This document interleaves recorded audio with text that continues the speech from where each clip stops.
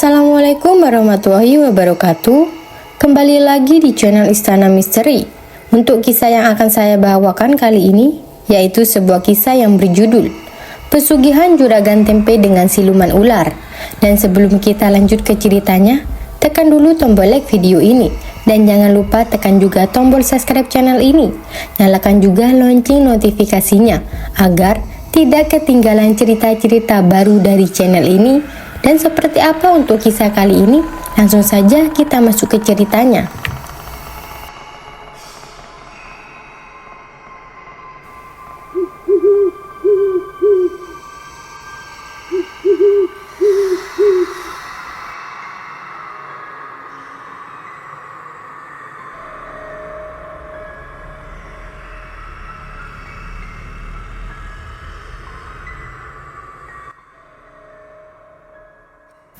Pak Jilan adalah seorang pria tua yang mengabdikan dirinya menjadi seorang marbut di salah satu masjid sederhana yang ada di sebuah desa kecil di kota Malang, Jawa Timur.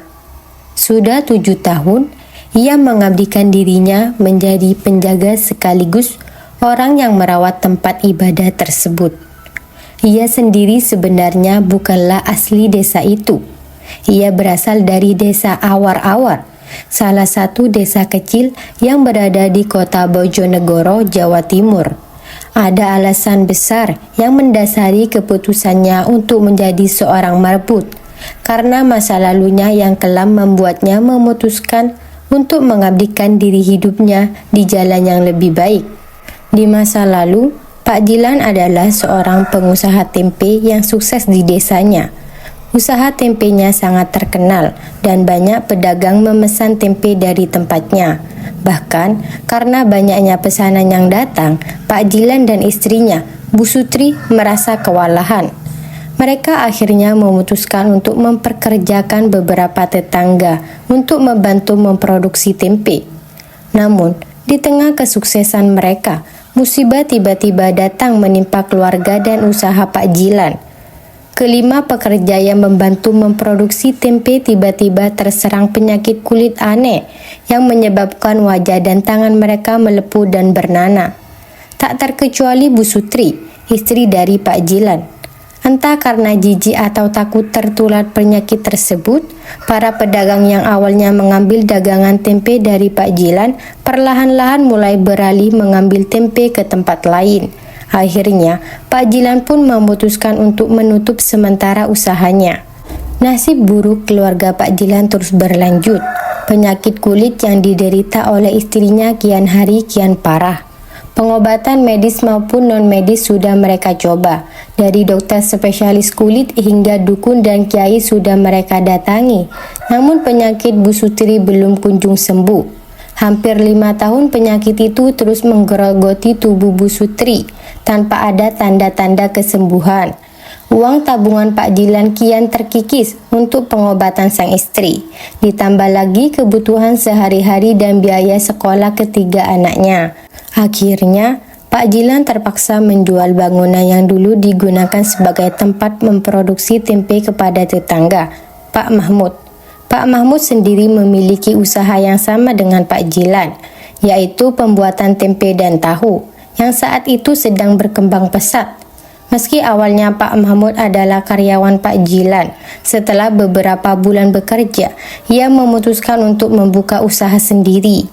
Dengan uang dari hasil penjualan tempe usahanya itu, Pak Jilan melanjutkan pengobatan untuk istrinya. Namun karena Pak Jilan sudah tidak memiliki pekerjaan lagi, kehidupan keluarga mereka menjadi semakin sulit. Pak Jilan akhirnya memutuskan untuk mengabdikan dirinya sebagai marbut di sebuah masjid kecil di Malang. Dengan menjadi marbut, ia berharap dapat menemukan ketenangan batin dan membawa sedikit penghasilan untuk keluarganya. Namun kesedihan dan penyesalan akan masa lalu selalu membayangi langkahnya setiap hari. Dengan uang dari hasil penjualan tempe usahanya itu, Pak Jilan melanjutkan pengobatan untuk istrinya. Namun karena Pak Jilan sudah tidak memiliki pekerjaan lagi, uang itu perlahan-lahan habis. Meskipun begitu, Penyakit sang istri perlahan-lahan mulai sembuh setelah ia dibawa berobat ke tempat seorang kiai yang berada di luar daerah. Dari sang kiai inilah ia mengetahui bahwa penyakit istrinya merupakan kiriman dari seseorang yang menginginkan Pak Jilan dan keluarganya hidup susah. Meskipun sang kiai tidak menyebutkan siapa orang yang melakukan hal tersebut, Pak Jilan mulai memahami situasi yang sebenarnya. Ketika Pak Jilan sudah tidak memiliki apa-apa lagi, anak pertamanya yang waktu itu masih sekolah SMP harus berhenti sekolah karena ia tidak sanggup lagi membiayai sekolahnya. Meskipun penyakit Bu Sutri akhirnya sembuh total, mereka kini tidak punya apa-apa lagi. Pak Jilan bersyukur karena istrinya telah sembuh. Namun ada sedikit penyesalan yang selalu hinggap di pikirannya, yaitu anak perempuan pertama mereka harus putus sekolah dan harus bekerja untuk membantu mencukupi kebutuhan keluarga. Pak Jilan yang tidak ingin anak kedua dan ketiga mereka mengalami nasib yang sama seperti anak pertamanya, akhirnya memutuskan untuk pergi mencari pekerjaan di luar desa. Ia berbohong kepada istri dan anak-anaknya dengan mengatakan bahwa ia akan ikut bekerja dengan temannya menjadi buruh mebel di luar kota. Padahal kenyataannya, ia sendiri tidak tahu harus pergi kemana dan bekerja apa nantinya. Dengan hanya bermodalkan tekad, Pak Jilan pun meninggalkan istri dan anak-anaknya meskipun ia tidak tahu kapan akan pulang. Ia berjanji akan segera pulang ke rumah ketika sudah mendapatkan uang yang banyak dan sudah menjadi orang sukses. Kota demi kota telah ia lalui dan berbagai pekerjaan ia lakoni, namun penghasilan yang didapatkan tidak seberapa, hanya cukup untuk kebutuhan hidupnya sehari-hari. Hingga suatu hari, saat menjadi seorang kuli angkut di sebuah pasar, ia mendengar informasi dari salah satu seorang pedagang bahwa ada seorang pedagang keturunan Tionghoa di desa Kunceng yang sedang mencari seorang penjaga rumah dan akan memberikan gaji yang cukup besar. Mendengar informasi tersebut, Pak Jilan merasa tergerak dan memutuskan untuk mendatangi orang itu demi mendapatkan pekerjaan yang lebih baik. Dengan penuh harapan, Pak Jilan berangkat ke desa Kunceng untuk menemui pedagang tersebut dan menawarkan diri sebagai penjaga rumah. Siang pun berganti menjadi sore ketika Pak Jilan mencari desa yang dimaksud oleh pedagang tadi. Jaraknya lumayan jauh dari pasar tempatnya bekerja dan ia harus melewati hutan untuk mencapainya. Langkahnya harus terhenti karena hujan deras yang tiba-tiba saja turun. Pak Jilan lalu memutuskan untuk berteduh di bawah pohon besar, menunggu hingga hujan reda. Namun, sampai waktu maghrib tiba, hujan itu tak kunjung reda. Jarak dengan desa yang hendak ia tuju sudah tidak terlalu jauh. Akhirnya, Pak Jilan memutuskan untuk melanjutkan perjalanannya meskipun hujan masih turun deras, disertai kilatan petir yang sesekali terdengar. Tak berselang lama, langkah Pak Jilan harus kembali terhenti ketika ia melihat ada benda berkilauan melintas perlahan di hadapannya. Karena waktu itu sudah gelap, Pak Jilan mendekati benda berkilau itu guna memastikan apa sebenarnya benda tersebut. Tepat di bawah kakinya, Pak Jilan berjongkok dan melihat benda tersebut dengan seksama. Cahaya dari kilatan petir membuatnya terkejut bukan kepalang. Bukan karena suara petir yang menggelegar, tetapi dari sinar remang cahaya kilat. Ia melihat ternyata benda berkilau itu berasal dari ujung ekor ular. Ia tak melihat kepala ular tersebut karena sudah masuk ke dalam semak-semak di pinggir jalan. Pak Jilan yang terkejut dengan apa yang dilihatnya, spontan mundur beberapa langkah. Meskipun ular itu tidak terlalu besar, tetap saja membuat bulu di tekuknya berdiri. Sesaat, Pak Jilan pun berbalik dan hendak meninggalkan tempat itu. Namun entah mengapa, tiba-tiba timbul di pikirannya bahwa mungkin saja ular aneh tersebut bisa membawanya keberuntungan untuknya.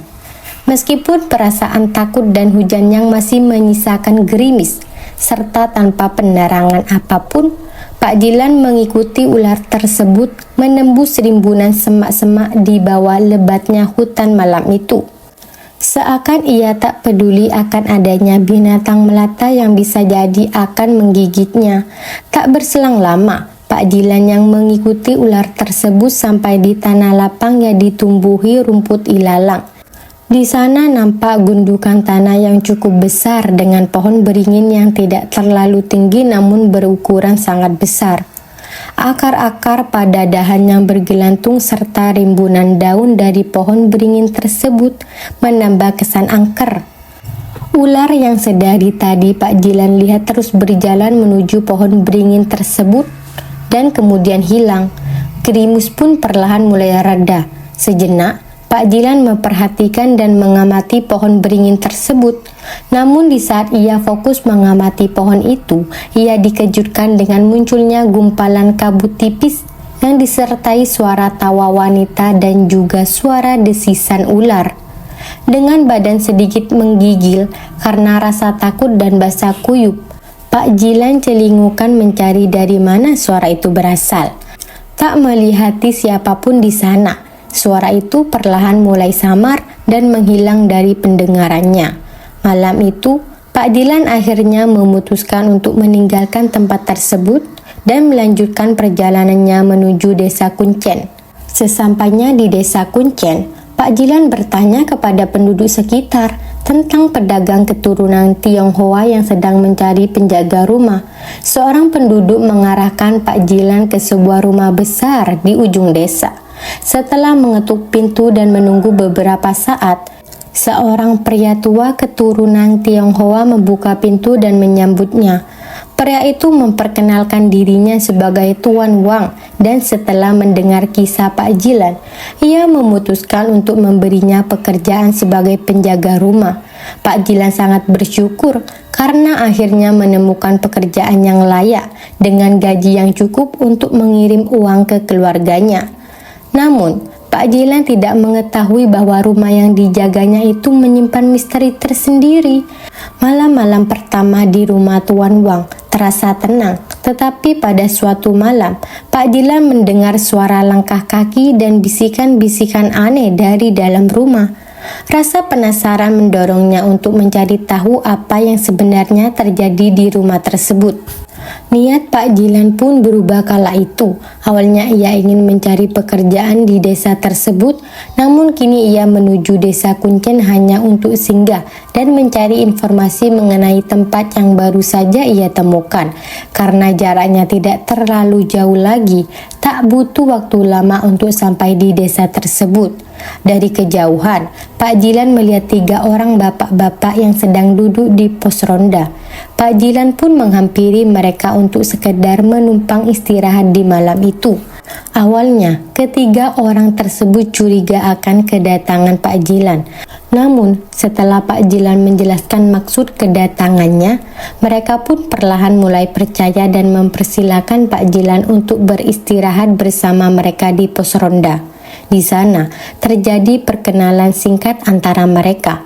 Pak Jilan kemudian menceritakan tentang pohon beringin yang baru saja ia temui. Para bapak-bapak tersebut hanya tersenyum seakan tidak terkejut dengan peristiwa yang baru saja dialami Pak Jilan. Salah satu dari mereka kemudian menjelaskan bahwa sudah biasa jika mengalami kejadian aneh atau ganjil ketika melewati jalan itu pada malam hari. Karena jalan tersebut berdekatan dengan pohon beringin keramat yang terkenal di desa itu.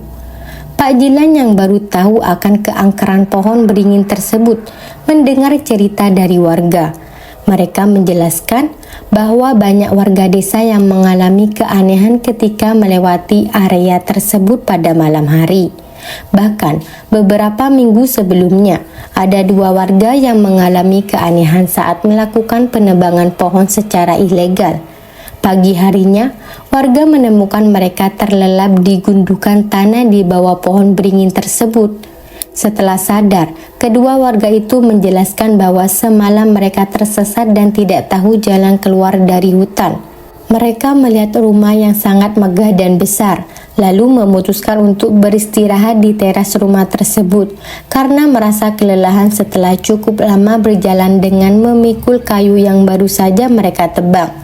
Namun, pagi harinya, mereka baru sadar bahwa sedari tadi malam mereka tidur di bawah pohon beringin keramat tersebut.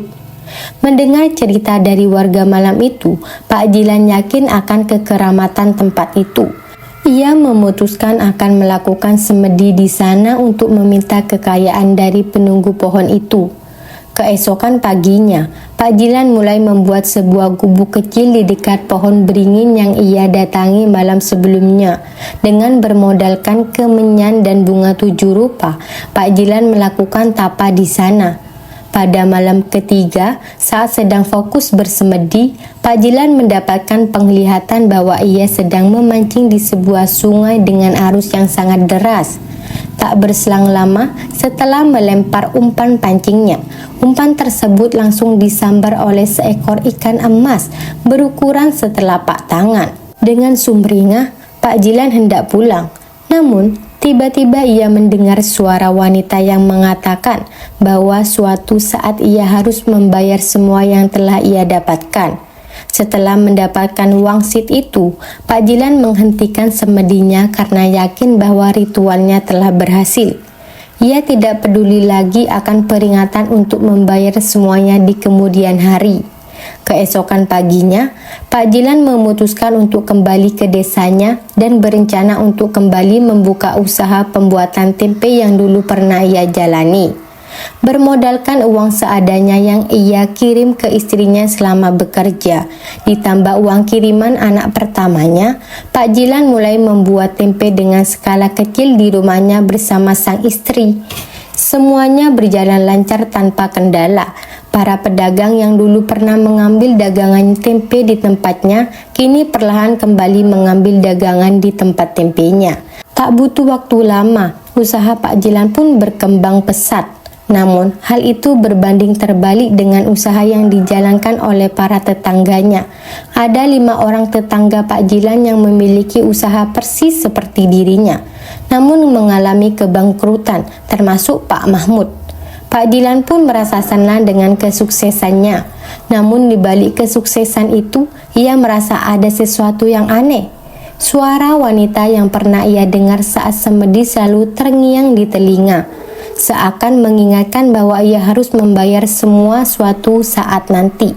Ketika malam tiba, suara tawa dan desikan ular sering terdengar di sekitar rumahnya, membuat Pak Jilan tidak bisa tidur nyenyak. Ia pun merasa cemas, apakah kekayaan yang ia dapatkan ini benar-benar berkah atau justru kutukan. Orang yang dulu membeli tempat pembuatan tempe milik Pak Jilan mengalami kebangkrutan yang aneh. Penyebabnya adalah kegagalan dalam proses pembuatan tempe. Kedelai yang sudah dicampur ragi dan difermentasi seharusnya menghasilkan jamur, namun jamur tersebut tidak berkembang sehingga masih berwujud kedelai. Bahkan, seringkali kedelai yang telah difermentasi menjadi busuk. Karena terus merugi, mereka pun akhirnya menutup usaha mereka. Di sisi lain, Pak Jilan yang sudah tidak memiliki pesaing, usahanya semakin berkembang pesat. Selain memiliki harta yang berlimpah, ia juga mampu memberikan modal ke anak pertamanya untuk membuka usaha warung makan. Bahkan, ia langsung menuruti keinginan anak keduanya yang ingin melanjutkan sekolah tingkat SMA di kota Yogyakarta, sekolah favorit yang biayanya tidak sedikit. Pak Jilan yang masih merasa kurang dengan kekayaan yang ia miliki, mulai mengembangkan usahanya dengan memproduksi tahu dan mengelola tempe produksinya menjadi tempe keripik. Hal itu semakin menambah penghasilan dan kekayaannya. Pak Jilan yang telah menjadi orang kaya seolah lupa dengan ritual pesugihan yang telah ia lakukan. Setelah melakukan ritual di pohon beringin keramat malam itu, ia tidak pernah melakukan ritual apapun layaknya pelaku pesugihan pada umumnya. Ia juga tidak pernah menemui atau melihat penampakan sosok siluman yang ia telah mintai kekayaan. Namun, sekitar 7 tahun kemudian, kejadian aneh dan kesialan mulai menimpa Pak Jilan beserta keluarganya. Pada suatu malam, Pak Jilan yang sedang tidur bermimpi bertemu dengan seorang wanita berbadan ular yang berdiri di hadapannya dengan mahkota di kepalanya.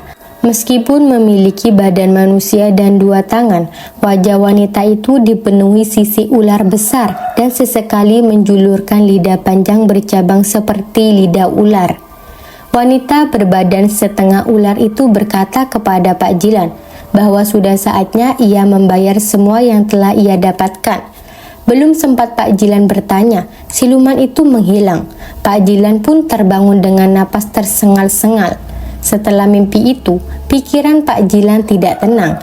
Ia terus kepikiran maksud ucapan siluman ular dalam mimpinya. Ia sempat berniat mendatangi kembali pohon keramat tempat ia melakukan pesugihan. Namun kesialan menimpa keluarganya terlebih dahulu.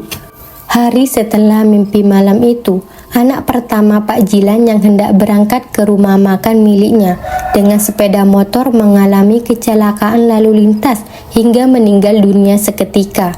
Pak Jilan yakin kematian putrinya ada kaitannya dengan siluman ular yang ia temui dalam mimpinya. Pak Jilan pun ketakutan dan bingung apa yang harus ia lakukan. Pak Jilan khawatir bahwa suatu saat ular itu akan kembali meminta salah satu anggota keluarganya sebagai korban. Hanya 3 hari setelah kematian anak pertamanya, teror siluman itu berlanjut. Beberapa kali, orang yang bekerja di tempat pembuatan tempe miliknya mengalami kesurupan.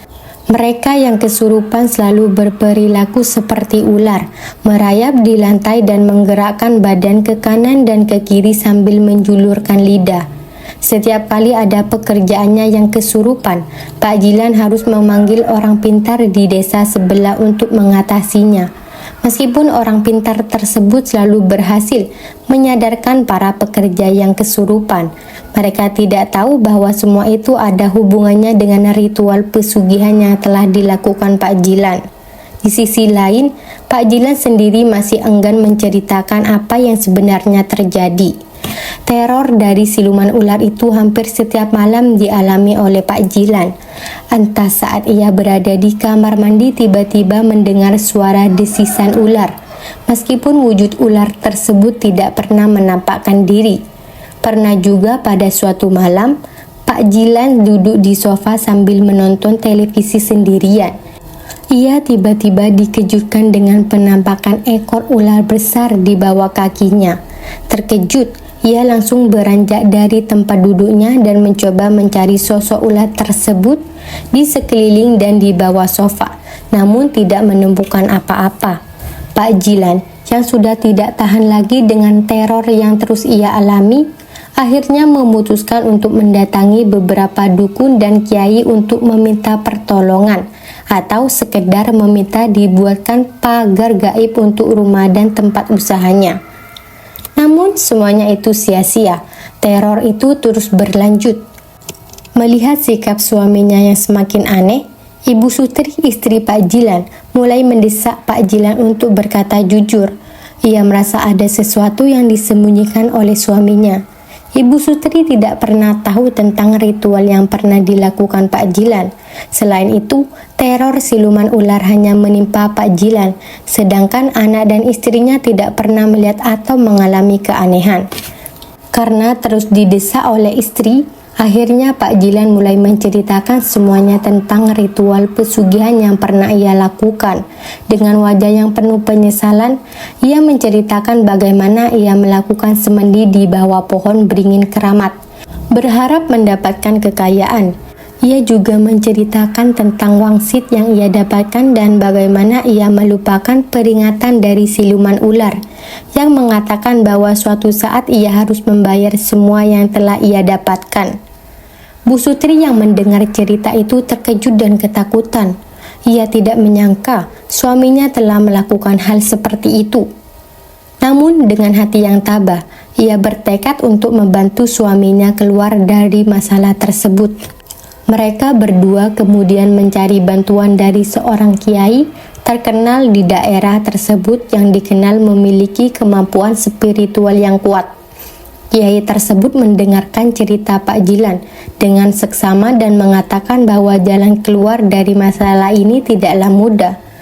Mereka harus melakukan serangkaian ritual penebusan dan meminta ampunan kepada Yang Maha Kuasa atas kesalahan yang telah dilakukan.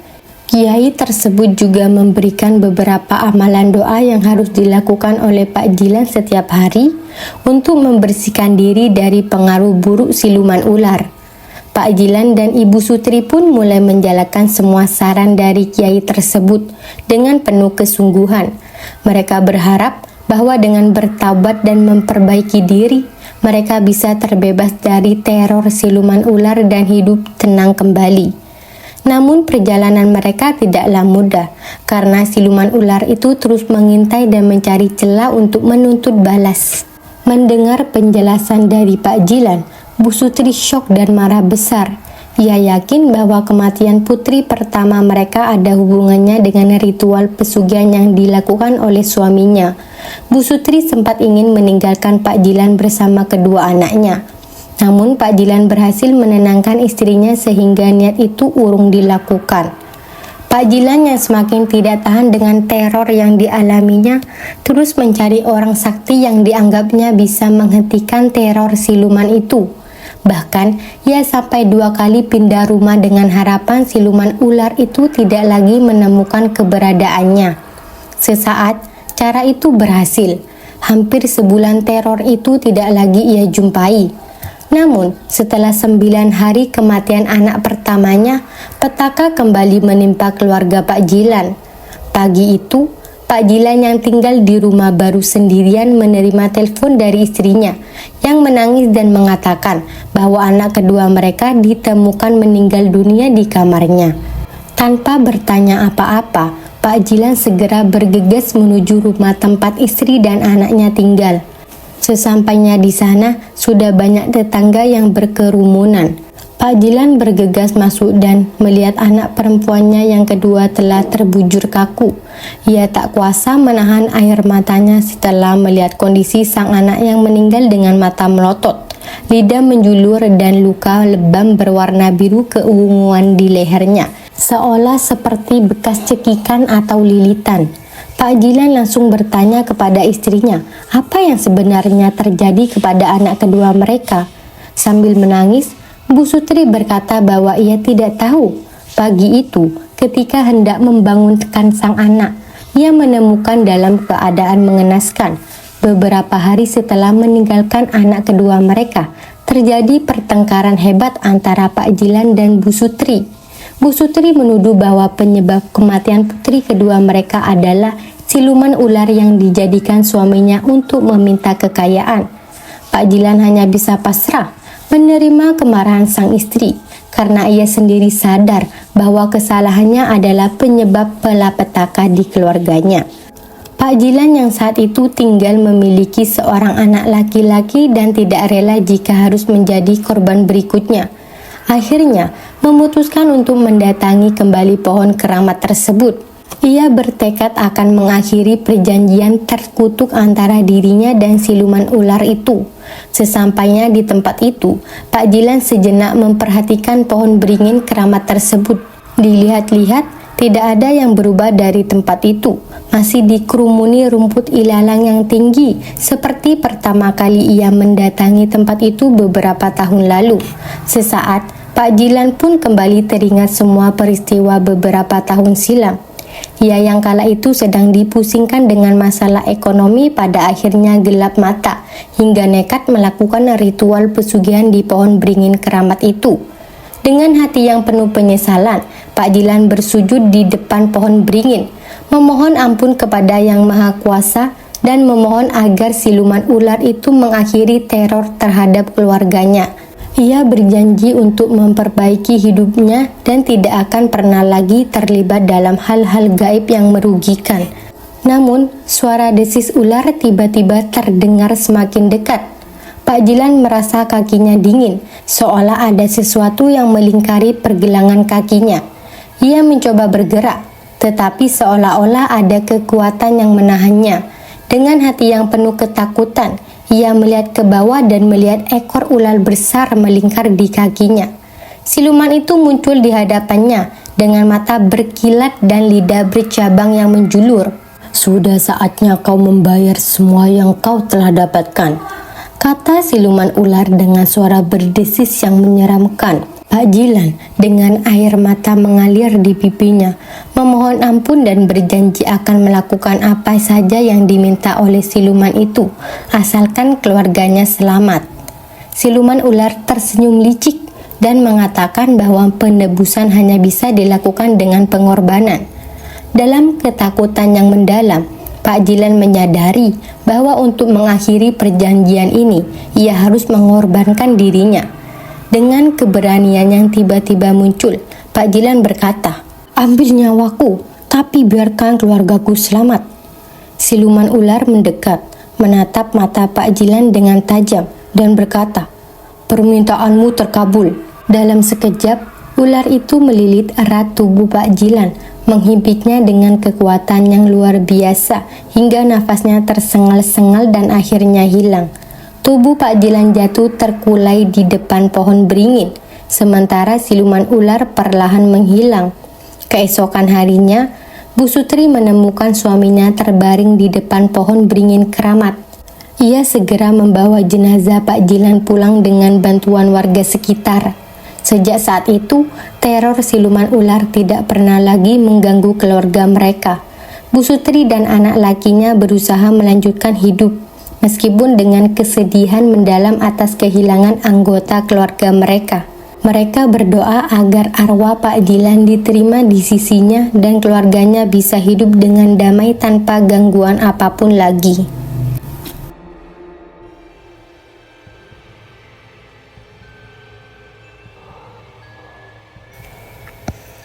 Baik teman-teman, sekian untuk kisah kali ini. Bagaimana menurut kalian tentang kisah ini? Tulis di kolom komentar. Dan buat teman-teman yang baru bergabung, jangan lupa untuk like, komen, share, serta subscribe channel ini. Dan nantikan kisah-kisah horor berikutnya tetap di channel Istana Misteri. Terima kasih. Wassalamualaikum warahmatullahi wabarakatuh.